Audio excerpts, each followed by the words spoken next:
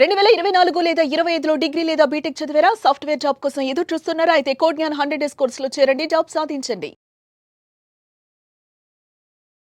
Welcome to Suman TV. నేను మీ Suman TV Nag.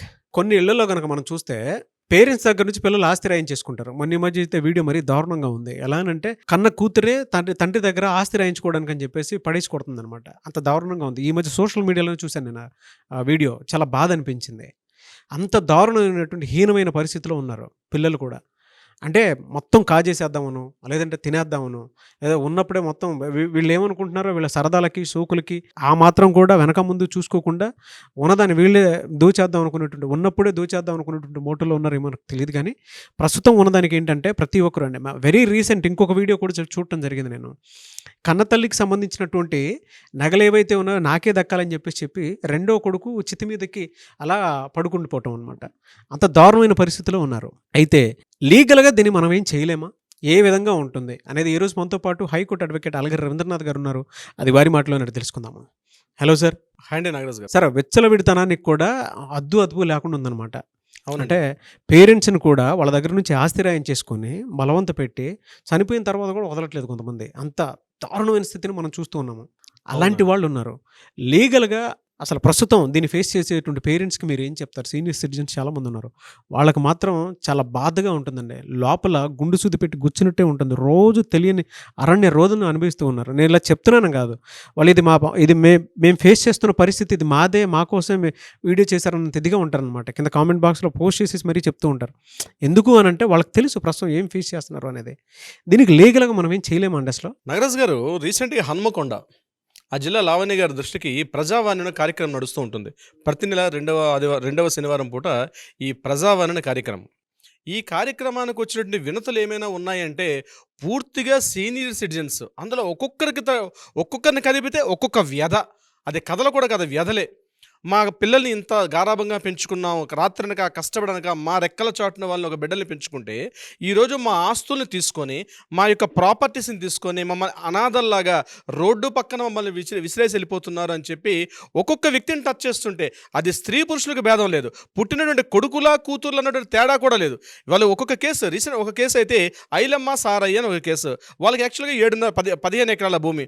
ఈ 15 ఎకరాల భూమిని తన ఇద్దరు కుమారులకి ఈజీగా రాసేశారు. అంటే 7.5 ఎకరాలు రాసేసి వాళ్ళ వరకు ఏమి ఉంచుకోలే. అక్కడ ఈరోజు ఏమైంది, ధరల యొక్క స్థాయి బాగా పెరిగింది. ఎకరం వచ్చేసరికి 50 లక్షల నుంచి 70 లక్షల రూపాయలు పెరిగింది. ఇమీడియట్గా వాళ్ళ ఆస్తి పెరిగిన తర్వాత ఆ మొత్తం ప్రాపర్టీని తీసుకొని తల్లిదండ్రులు నిర్దాక్షిణ్యంగా రోడ్డు మీదకు బయటికి మెడపెట్టి గెంటేశారు నాగరాజు గారు. ఆ వ్యక్తులు మాట్లాడుతుంటే చాలా బాధన పదం, బహుశా నవ్వుతుందేమో బాధన పదం కూడా, అంత దయనీయమైనటువంటి ఒక వ్యధ కనిపించింది. మరొక కథ, ఒక ఆవిడకి 4 ఆడపిల్లలు.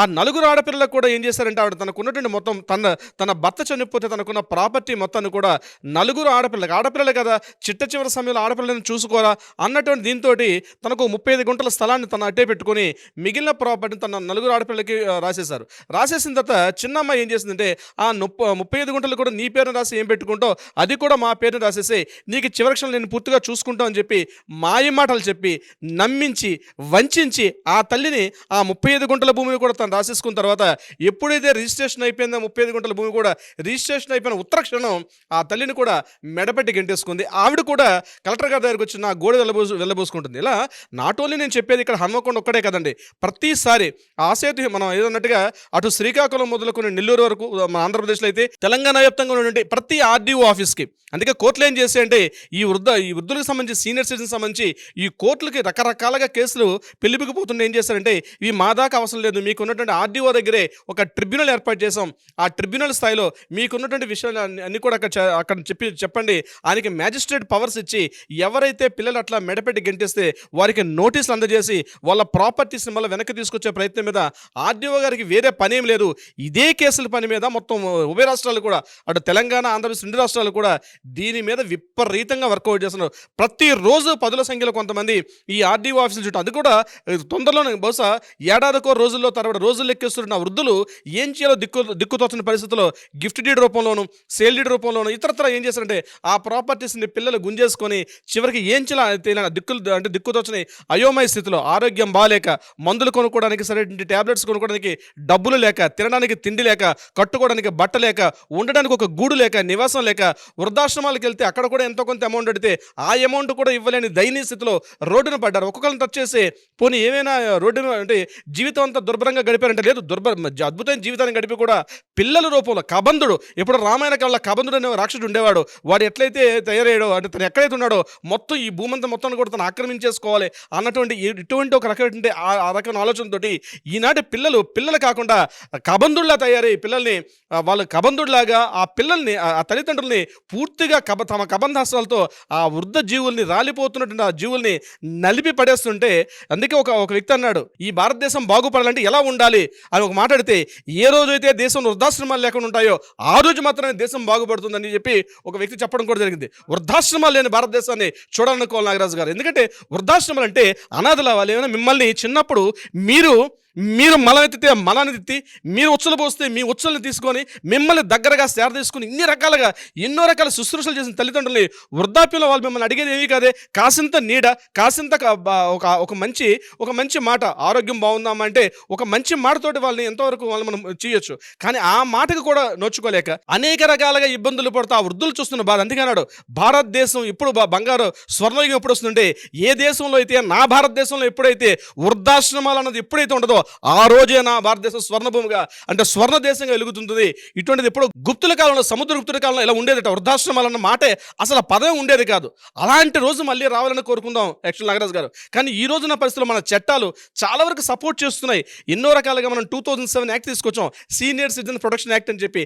ఆ యాక్ట్ ద్వారా ఎంతవరకు చట్టాలు అవుతున్నాయి. కానీ వ్యక్తుల్లో ఉన్నటువంటి వ్యక్తుల్లో అభిరుచులు మారకపోతే, వ్యక్తుల్లో అభిప్రాయాలు మారకపోతే ఇలాంటి వృద్ధులు ఇంకా తయారవుతూనే ఉంటారు. కానీ ఒకటి మర్చిపోతున్నారు, ఈరోజు మనం యువకులుగా ఉన్నాం, కానీ కొద్ది రోజుల్లో మనం కూడా వృద్ధులు అవుతాం. మనం ఏదైతే పిల్లలను మనం వాళ్ళ పైన పెట్టుకున్న ఆశలు ఏదో ఒక రోజు నాడు వాళ్ళ తల్లిదండ్రులు చూస్తారు. ఒకప్పుడు మా చిన్నప్పుడు పుస్తకాలు నాగరాజు గారు, ఒక ఫోటో ఫ్రేమ్ కుటుంబం అంటే అందులో అమ్మ, నాన్న, కొడుకు, కూతురు, ఇద్దరు చంటి పిల్లలతో ఒక ఫుల్ ఫ్రేమ్ చూసేవాళ్ళం. ఈరోజు మాత్రం అట్లా లేదు. నేను, మా ఆవిడ, నాకు ఒక పిల్లడు అన్నటువంటి ఒక ఫోటోలు మాత్రం చూస్తున్నాం. ఎప్పుడైతే మనతో పాటు మన ఫోటో ఫ్రేముల్లో మన తల్లిదండ్రులు కనిపించకపోతారో, రాబోయే రోజుల్లో భారతదేశంలో అటువంటి వృద్ధులు మన పక్కన ఫోటోల్లో కనిపించకపోతారో ఆ రోజు భారతదేశం పూర్తిగా అణిగిపోయినట్టు లెక్క. బస్ అటువంటి రాకూడదని కోరుకుందాం. ఇకపోతే నాగరాజు గారు, బీయింగ్ ఎన్ అడ్వకేట్గా నేను చూస్తున్నాను, ప్రతిరోజు మేము చూసే 10 కేసుల్లో సుమారుగా 3 నుంచి 4 కేసులు మా పిల్లల వల్ల ఇబ్బంది పడుతున్నాం, మా పిల్లలు మమ్మల్ని మెడపెట్టి గెంటేశారు అని చెప్తూ నా దగ్గరకు వచ్చే కేసులే. అందులో కనీసం 2-3 కేసులు నాకు అవే కనిపిస్తున్నాయి. నేను ఏమంటానంటే, ఇటువంటి వాళ్ళకి వృద్ధులకి పిల్లలు చూస్తే కార్పొరేట్ సంస్థల్లో పనిచేస్తూ లక్షల్లో జీతాలు సంపాదిస్తున్నారు. కానీ తల్లిదండ్రులకి ఒక 5,000, 10,000 పెట్టాలంటే లెక్కలకి వేసుకుంటారు. ఈరోజు నువ్వు నా అన్నర్థం ఈ వారం తండ్రి దగ్గర ఉండు, ఈ వారం తల్లిని ఇక్కడ పెట్టు, నేను ఈ వారం చూసుకుంటా, నువ్వు ఆ నెల చూసుకొని చెప్పు, వంతుల వారిగా వేసుకుంటూ కుటుంబాలు చాలా వరకు కనిపిస్తున్నాయి. ఈ వీడియో చూసిన చాలా మందికి అనుభవాలు ఉంటాయి. పిల్లలు కూడా ఒకసారి గుండె మీద చేసుకొని చెప్పండి, నిజంగా మీ తల్లిదండ్రులు మీరు ఇలానే ప్రవర్తిస్తున్నారు. చాలా మంది నా దగ్గరకు వస్తున్న కేసులు పెట్టి చెప్తున్నారు నాగరాజు గారు. కానీ గుర్తుపెట్టుకోండి, చట్టం అనేది మన పక్కన ఎప్పుడు పక్కలో బలిలా ఉంటుంది. మీరు కానీ చట్టాన్ని మీ కంట్రోల్లో తీసుకొని సరైనటువంటి కనీస వసతులు తల్లిదండ్రులు కల్పించకపోతే ఆ చట్టం అనేటువంటి అది ఎప్పటికైనా మీకు రివర్స్ అయ్యే అవకాశం ఉంటుంది. తల్లిదండ్రులు నేను ఒకటే విషయం చెప్తున్నాను, మీ దగ్గర ఉన్న ప్రాపర్టీస్ ఏమైనా ఉంటే ఆ ప్రాపర్టీస్ ఎట్టి పరిస్థితుల్లో పిల్లలకి ఇవ్వకండి, వీలునామా రాసుకోండి. ఆ పిల్లలకి మీ చివరి శ్వాస వచ్చే వరకు మీ చెప్పు చేతుల్లో ప్రాపర్టీస్ని పెట్టుకోండి. అంతేగాని వాళ్ళు ఏదో కాస్త మంచి మాటలు మాట్లాడుతున్నారే, మంచి నంగనాచి కబుర్లు చెప్తున్నారని చెప్పి వాళ్ళకి మీ ప్రాపర్టీని ఇచ్చారో తస్మా జాగ్రత్త, ఏదో ఒకనాడు మీరు రోడ్డు మీద పడే అవకాశం ఉంటుంది. తల్లిదండ్రులకు హెచ్చరికగా చెప్తున్నాను నాగరాజు గారు. True sir. అంటే ఇప్పుడున్న సొసైటీలో మనకు చూస్తే అంటే రోజు న్యూస్లు పిల్లలు ఇలా వేధిస్తున్నారు, అలా వేధిస్తున్నారు, లేదంటే వృద్ధాశ్రమంలో పడేసి ఆస్తులు మొత్తం రాయించేసుకొని రోడ్డు పాలు చేసేస్తున్నారు. కొంతమంది అయితే చనిపోయిన తర్వాత కూడా చూడటానికి రావట్లేదు అనుకున్న న్యూస్లు అయితే వందల కొద్ది చూస్తున్నాం మనం. అవునండి. న్యూస్ పేపర్లో చూస్తున్నాము, సోషల్ మీడియాలో చూస్తున్నాము, కొన్ని కథనాలు అయితే రకరకాలుగా చూస్తున్నాం. వారందరికి కూడా చట్టం ఉంది, మీకు ఏ విధంగా మీకు అనుగుణంగా ఉండేలానే ఉందన్నమాట. ప్రతి ఒక్కరికి నేను కూడా కోరుకునేది అదే. మీరు ఇందాక ఒక మాట అన్నారు, నాకు చాలా బాగా నచ్చింది, వృద్ధాశ్రమాలు లేనటువంటి దేశాన్ని చూడగలగడం అనేది. నిజంగా ఈరోజు మీరు చెప్పినటువంటి మాట నాకు నా గుండెని బాగా తాకిందని. అంటే అంతమంది ఉన్నారా, అందుకే అటువంటి స్టేట్మెంట్ ఒకటి బయటకు వచ్చిందా అన్నంత విధంగా అనిపించింది నాకు. అవునండి. అలాంటి దేశాన్ని మనం చూడాలని డెఫినెట్గా కోరుకోవాలి. తల్లిదండ్రులు అంటే వృద్ధాశ్రమంలో ఉండేటువంటి ప్రతి ఒక్కరికి కూడా నేను కోరుకునేది ఒకటే, మన తల్లిదండ్రులు మన వాళ్ళు మనమే కాపాడుకోవాలంతే. మీకోసం చట్టాలు ఉన్నాయి, మేమున్నాము. మీరు ఎనీ టైం ఏదైనా చిన్న హెల్ప్ కావాలి అనుకున్నప్పుడు మాత్రం వెంటనే స్క్రీన్ మీద కనిపిస్తున్న నెంబర్ సంప్రదించండి. థ్యాంక్ యూ అన్న. Thank you so much Ravindranath గారు. Thank you so much Nagaraj గారు. సుమన్ టీవీలో మీ పర్సనల్ అండ్ బిజినెస్ ప్రమోషన్స్ కోసం కింది నెంబర్కి కాంటాక్ట్ చేయండి.